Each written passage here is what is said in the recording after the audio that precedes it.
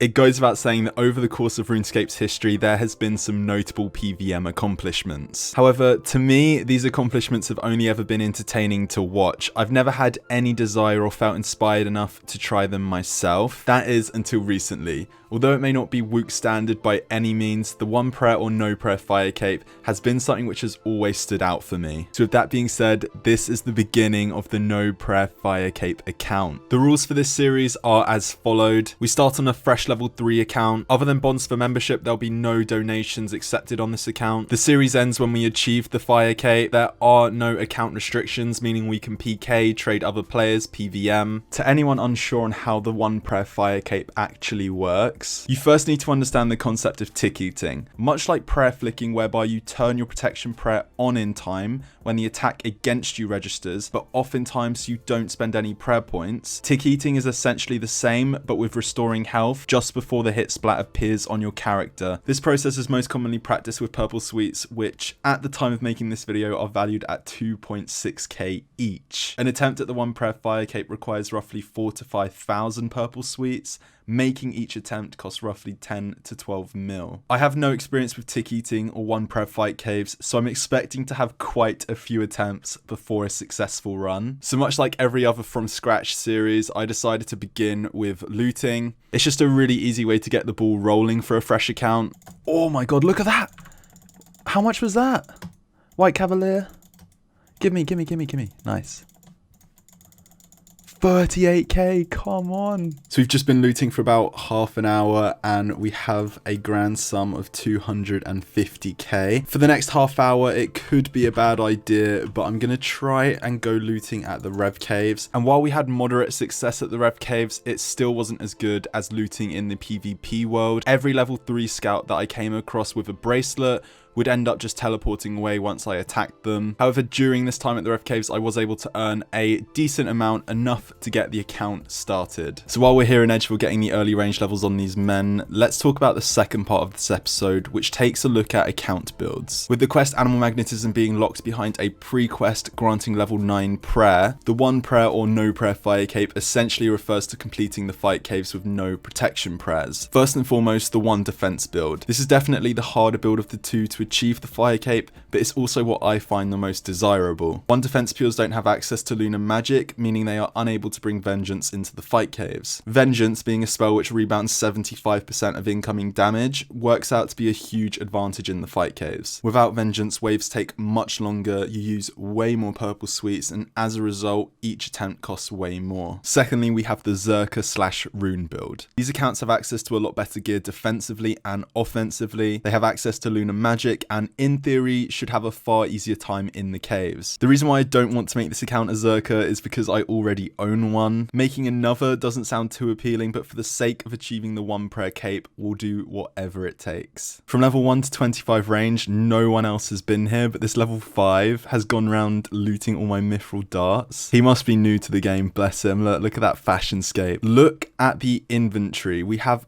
a full inventory of herbs and an easy clue scroll. This is basically going to give me 30 range for free. I mean, if we price check this, it should come out to, I mean, I don't even know, 65k. Following 30 range, I wasn't exactly sure on what to do next. I had a couple ideas such as visiting the Wilderness Altar or revisiting Rev Caves. However, I wanted to change it up a little and do some PvM for cash, so I decided to visit the Lava Dragons because they have a really nice drop table. Okay, so the first lava dragon has gone down. That took a long while. I think I'm actually going to time how long it takes for me to kill one. I didn't manage to record it, but I got PK'd.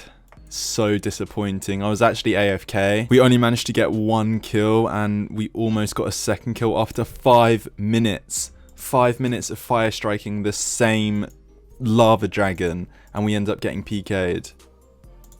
Onyx bolt tips. We are banking that straight away. So we're just about to hit 35 magic after this next hit. There it is. Okay, I'm just going to finish off this kill if I can in the next 27 or so mine runes. And then I'm going to go and upgrade to Firebolt because these kills are painfully slow. No!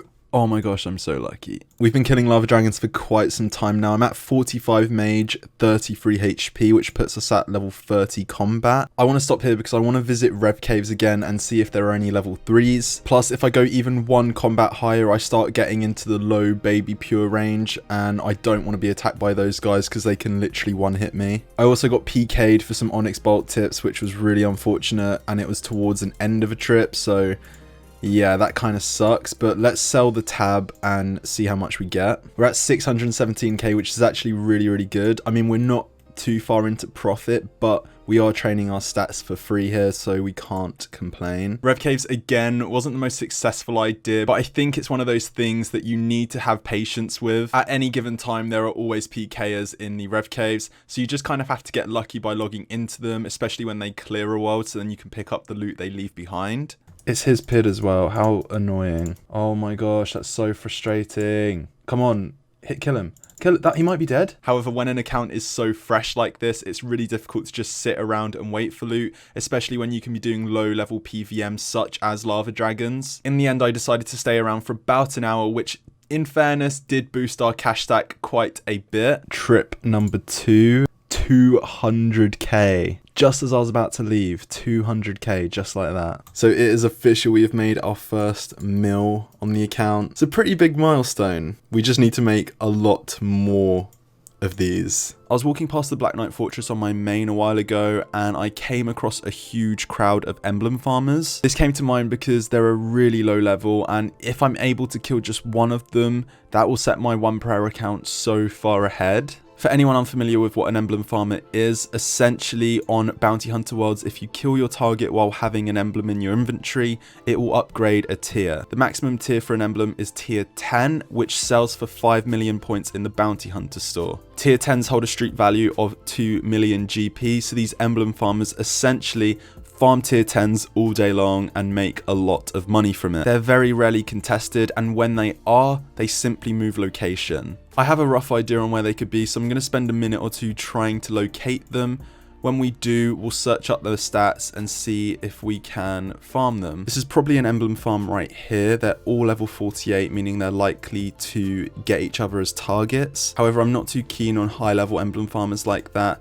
I want the lower levels, level 20 to 30, because those are the guys we can rush at the ditch and hopefully grab a tier 10 or 2. Okay, so it is a new day, and while I was in bed last night, I was watching a bunch of no prayer fire capes, basically trying to hype myself up and also see how challenging it's going to be. At which point I noticed my understanding of the animal magnetism quest is fundamentally flawed. I don't know how I missed this, but there are 2 pre-quests which grant prayer XP, one of them being Restless Ghost, which we mentioned, and another being Priest in Peril. The 2 quest rewards total a level of 15 prayer, which isn't 13, and it certainly isn't 31. So this is where the decision making comes in. I really don't want to go to 31 prayer because I feel like once I start using this account to PK, I'll be up against a lot of pures with protection prayers, and I don't know, I just don't think I'll enjoy this account as much. The 99 range skill cape actually acts as a Avers accumulator, so once I hit 99 range,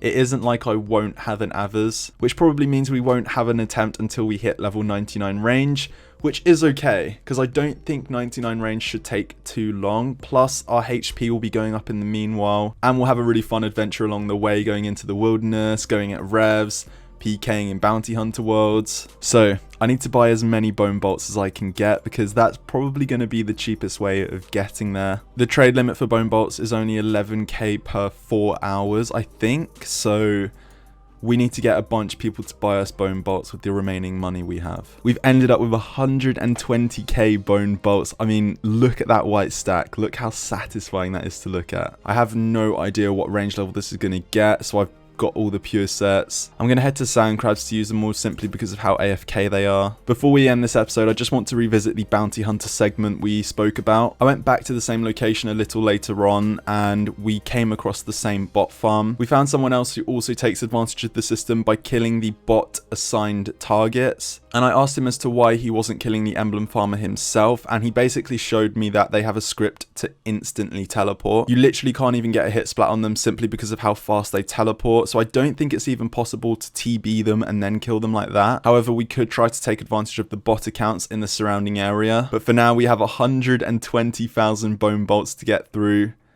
We'll see you in episode 2.